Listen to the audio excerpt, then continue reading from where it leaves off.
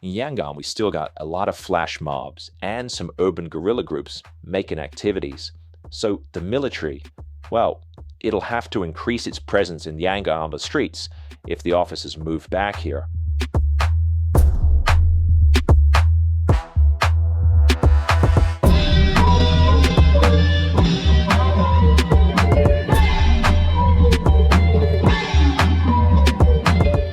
Hello, and welcome to What's Happening in Myanmar, a weekly show from the Frontier Myanmar podcast family. I'm your host, Luke Corbin.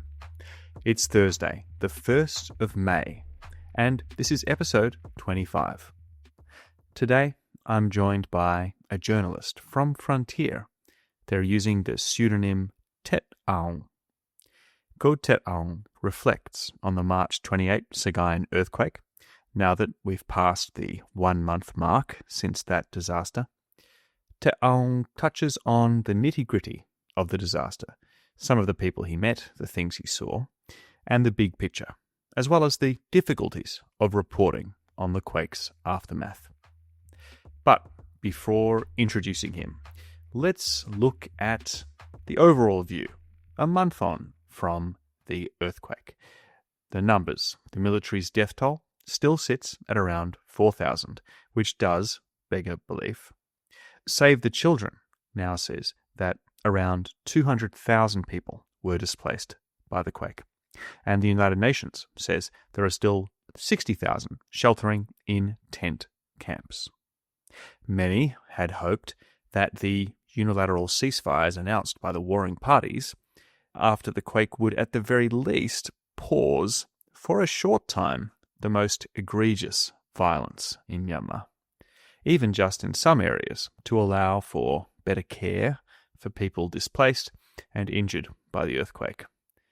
Well, those hopes, they were well and truly dashed.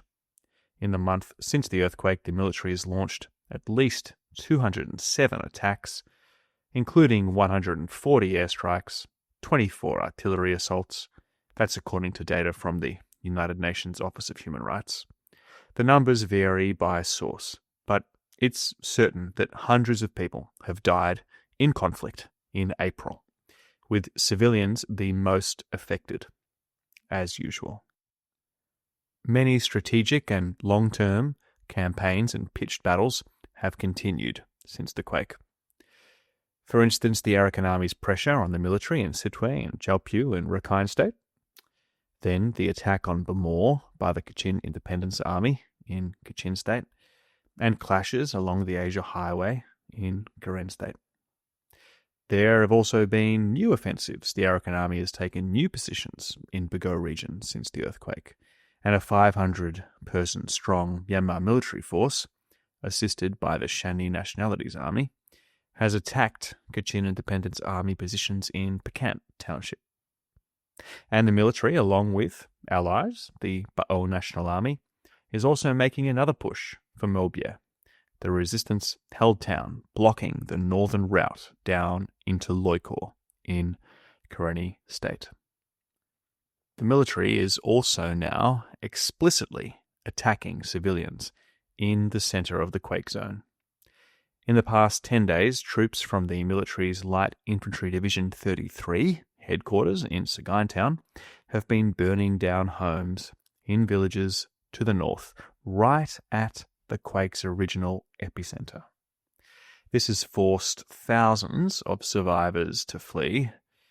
These communities, their predicament before all of this was well put by a man involved in relief efforts in the area.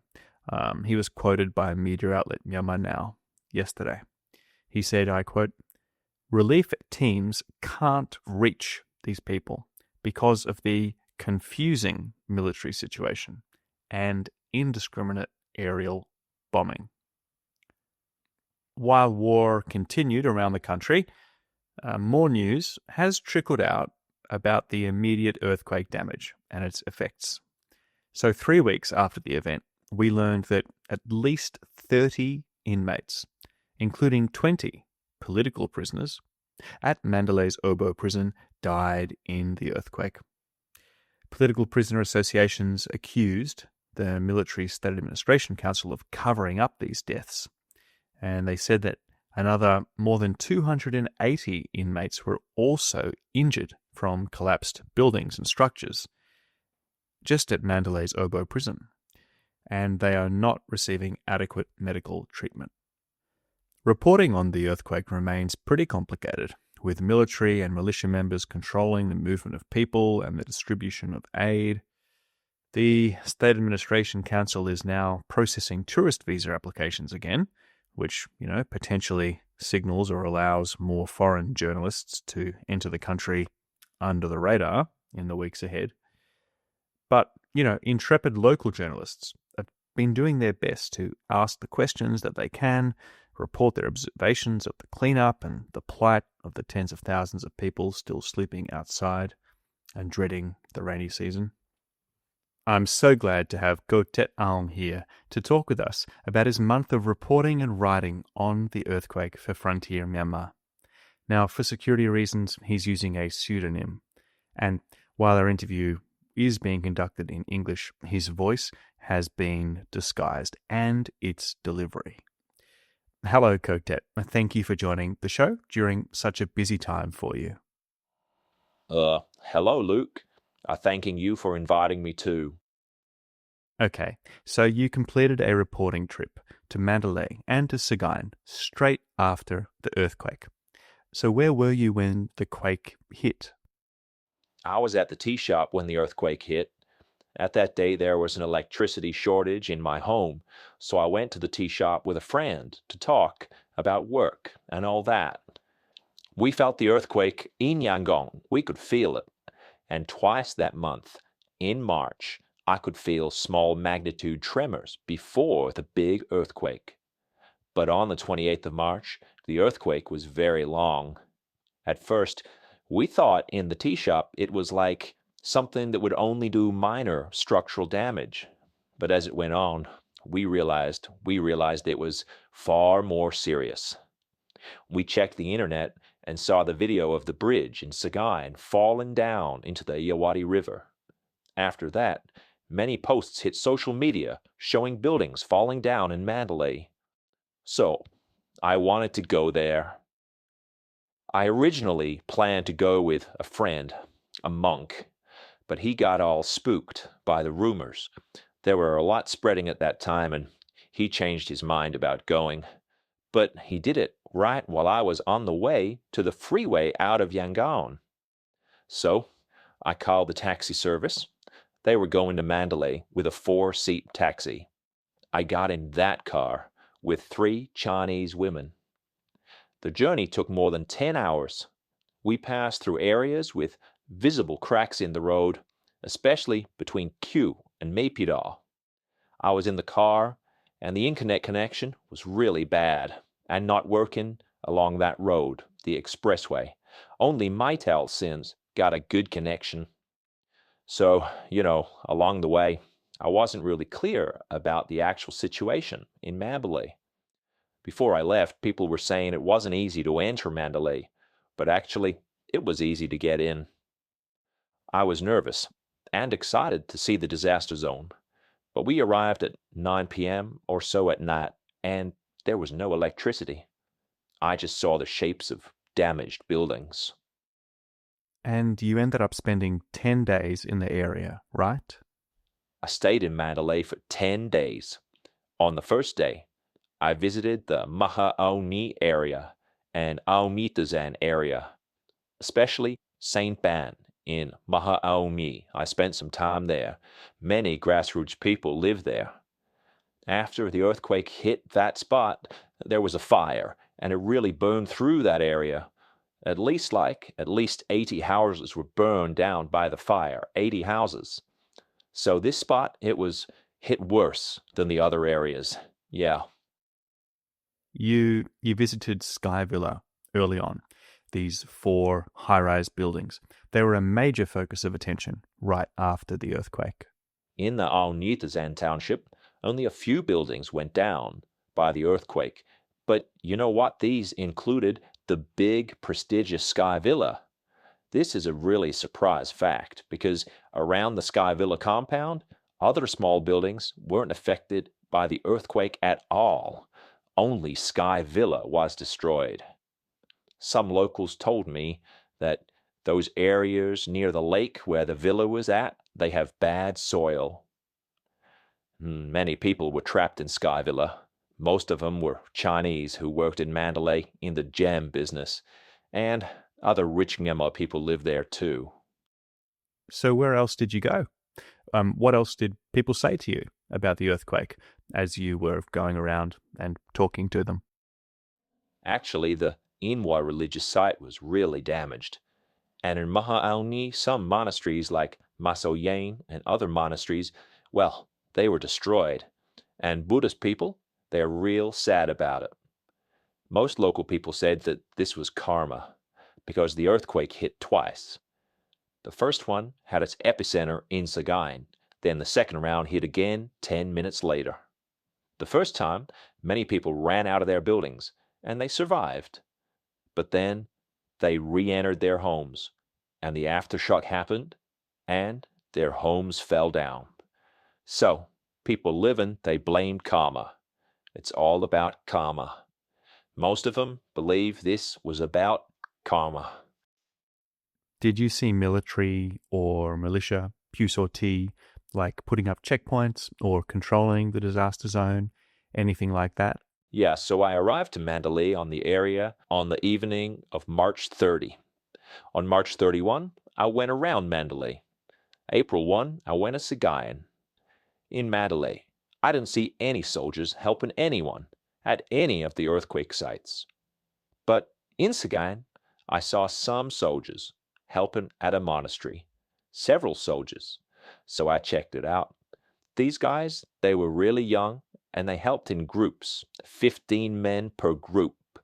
They didn't have any guns, but every group had one man standing by them with an assault rifle, just checking them out, watching over them. So, they were moving bricks, light damaged stuff. The locals said they were porters under the conscription law. I asked the locals, "Are you sure?" And they said, "Check them out. They can only have a gun after 1 month. They don't have guns. If you run away, you have to do this kind of labor. If you run away from the military like they know you don't want to be there." So I saw these young people doing that, these groups with one armed soldier, making sure they weren't running anywhere. This was the only spot, the only time I saw the military helping. The military did nothing elsewhere, not even to the people in Sagaing. Other people, they were just at this monastery and stuff. Many people died in Sagaing. The military didn't do nothing to help the people in the Mandalay and Sagaing. What about the militias, pew sortie, for example? Yeah, it was happening since around April 4. In the Sampan area, many pew sortie, very young youths wearing military uniforms with armbands showing they're a militia pew sortie, They were guarding the whole ward. I think around this ward there were at least 10 pew sortie members, checking strangers in the area. They stopped them and asked, "Where do you want to go? Where are you from?" Also that evening, beside Magway Palace, I saw the same thing happening. There was some pew sortie guarding a camp, like a tent camp for people who lost their homes. What about people, trying to get back into their homes? I mean, Myanmar people, they don't have home and contents insurance. They don't trust banks. Many people keep their life savings in gold in their homes.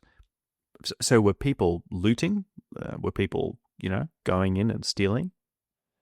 Many people, they don't want to go back to their homes. They're so afraid. They saw a really bad thing. They saw so many destroyed buildings that traumatized, yeah? And there are still aftershocks. I think there were at least 3 aftershocks every day while I was there. These residents, they're too afraid to go back. They live on the streets. As for crime, I didn't personally see any crime, but many people told me there was a lot of looting, especially on the night of March 29. People were going into empty houses, finding the jewelry, and taking other money. So many robbery cases happened, particularly in Aung and Naypyitaw townships, those other spots. It also happened in Imwa. Many residents said they felt unsafe because of the robberies and the thefts. It's really amazing that people shared this with you. You did a great job, but it must have been really hard. It must have been tough trying to work as a journalist in this environment. How did you do it? How did you manage? Yeah, actually, I'm not doing official interviews, right? I wasn't doing official interviews in the earthquake area.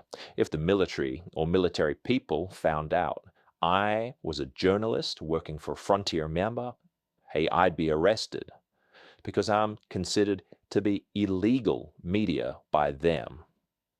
So I had to go undercover and pose as a volunteer. My sources included local rescue workers and monks, people like that. They helped me. But to be honest, most people, they didn't want to talk on the record. They feared being arrested and other things. At one spot where many monks died while they were taking examinations, many families were waiting outside the rubble for their sons' dead bodies to be pulled out. I tried to talk to them. Some families, they didn't want to talk to me at all. But some, they wanted to. It was like this most places. You know, the people, they're afraid of anything happening to them if they talk. Even though you didn't get to Naypyitaw right after the quake, I want to ask you about it anyway. The destruction there. You know, after 1027 and the Htet Aung groups and People's Defence Forces getting closer to Pinalwin, the military said that it was considering moving its prestigious, military office academies from that town, from Pinalwin, down to Naypyitaw. Do you remember that? Most of the buildings in Naypyitaw now, they're ruined, and is now saying that they'll be moving ministries from Naypyitaw down to Yangon. So some people are wondering, firstly, is there any future for Naypyitaw? But Min Aung Hlaing is saying he's going to force the companies that built the buildings that fell over during the earthquake to rebuild them again. So what's happening in Naypyitaw, basically?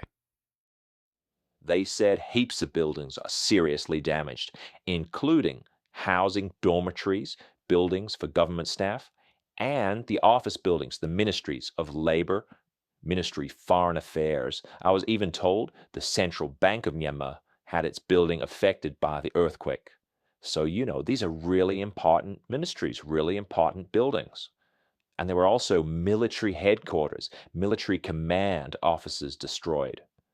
So the military is facing difficulties in governing the country. So now they're saying they're going to move some of them to Yangon, some of these offices, because many of the staff, they just can't attend the offices in Naypyitaw. They're living in tent cities. Have any staff or ministries already moved to Yangon? Have any of them moved to Yangon yet? They're not moving yet, but my sources say they'll move soon. You see, some of these ministry offices, well, they've still got old offices sitting there dormant in Yangon. The ministries moved from those Yangon offices to Naypyitaw like 20 years ago. There's many of them in Yangon, for example. So I think they'll move there soon. But the security in Naypyitaw was really tight before the earthquake. So if these offices move to Yangon, security will have to tighten in the whole city. In Yangon, we still got a lot of flash mobs and some urban guerrilla groups making activities. So the military, well, it'll have to increase its presence in the Yangon streets if the officers move back here, and that could lead to some tension. Would an increased military presence in Yangon change the way that locals live there? Do you reckon? Will people be more careful what they say at the tea shop, for example, or much worse? Even if they move back to Yangon, we can still talk openly like this, say Min Aung Hlaing is a MF, a dog, talk like this, because the military doesn't have the capacity to do anything about people talking like this in tea shops and beer shops. They can't arrest everyone. I don't think anyone will leave Yangon even if the military is more present here. The population in Yangon, it's only going up. After Operation 1027, so many people from northern Shan State came here, and then so many people came from Rakhine State too, with the Arakan army winning victories there. People are afraid in those spots. They're afraid of fighting, they're afraid of conscription and forced labor from all the sides, not just the military. So, like the apartment rent in Yangon is going up a lot. Like an apartment that cost 4 lakh a month last year now costs 6 lakh a month. But nobody's going to leave Yangon, even if the army is trying to govern from here. People feel secure here because there's conflict all over the rest of the country. And yeah, even natural disasters in other areas. Yangon, it just feels more safe. All right, this is the last question. It's a big one. Still thinking about military rule. A lot has happened since the earthquake. It's been a month. But in your view, if you take it all on balance, has the earthquake been a disaster for the military as well as it was for the country? Or has the earthquake actually helped the military maintain or regain power over the people and the resistance? I think the military's gotten a lot of opportunities from this earthquake. They can contact the international community. They can be recognized. Min Aung Hlaing went to that meeting in Bangkok, even when an earthquake hit the center of the country just a few days before. And also, the military, they didn't help at all. I just mean like in the past, with the floods or Cyclone Maka, military troops, they went to some of the areas and actually helped some people. But this time, this earthquake, no troops were pulled out to help the people. And another point is that the military, well, they've gotten back Lashio. The military has been recognized by governments in other countries. Min Aung Hlaing requested international help, for the quake, and these international teams came to help.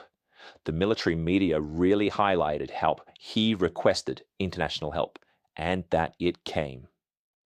But yeah, sure, on the other side, many military buildings were destroyed, sure. But really, they got more opportunities to get stronger, too. All right, Htet Aung, thank you for your opinions, and thank you for taking the time out on this humid summer day to share them on the podcast. All the best. Thank you, Luke, for inviting me to talk about the situation in Myanmar and the reporting in Myanmar. Now, Htet Aung was featured in this week's behind-the-scenes newsletter sent out to Frontier members. Now, if you want more from Frontier's journalists and experts, consider joining as a member. If you haven't already, you'll get daily news with English context and analysis. You'll have translations of Myanmar local media and social media posts, of course, the behind-the-scenes newsletters, and fortnightly political insider emails. All of that and more for a very reasonable price.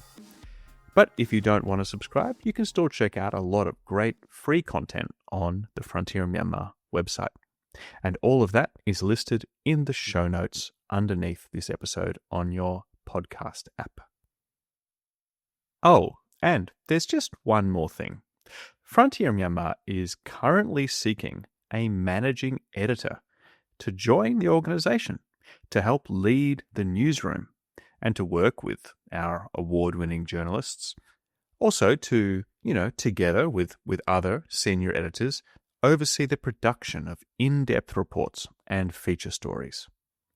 Check out those show notes again for more information on this opportunity. Applications close on May 11. Thank you for keeping up for another week with what's happening in Myanmar. Farewell and take care.